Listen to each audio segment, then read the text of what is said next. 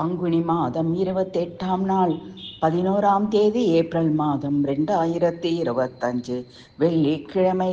12வது மாதமான பங்குனியும் 12வது நட்சத்திரமான உத்திரமும் இணையும் புனித திருமண விரத நாள்.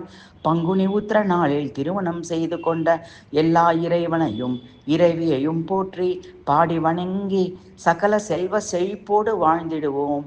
அன்னை மீனாட்சியை திருமணம் செய்து மீனாட்சி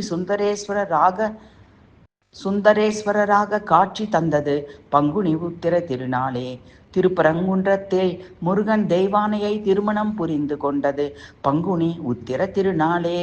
இமவான் பர்வதராஜன் குமாரி பார்வதியை சிவபெருமான் திருமணம் செய்து கொண்டது பங்குனி உத்திர நாளே.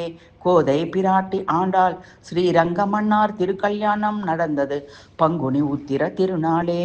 தேவேந்திரன் இந்திராணியையும் நான்முகம் கலைவாணியையும் திருமணம் புரிந்தது பங்குனி உத்திர நாளே. தசரத மைந்தர்கள் ஸ்ரீராமன் சீதை லக்ஷ்மணன் ஊர்மிளா பரதன் மாண்டவி சத்ருக்னன் ஸ்ருதகீர்த்தி மணநாள் பங்குனி உத்திர திருநாளே. தட்ச பிரஜாபதி புத்திரர்கள் 27 கன்னியர்களை சந்திரன் திருமணம் புரிந்து கொண்டது பங்குனி உத்திர திருநாளே.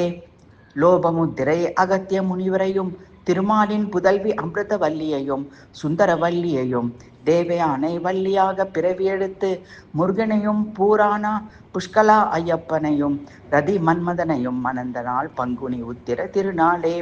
சிவபெருமானின் நெற்றிக் கண்ணால் மன்மதன் எரிக்கப்பட்டு ரதியின் வேண்டுதலால் மீண்டும் மன்மதன் உயிர் பெற்ற நாளும் இந்நாளே.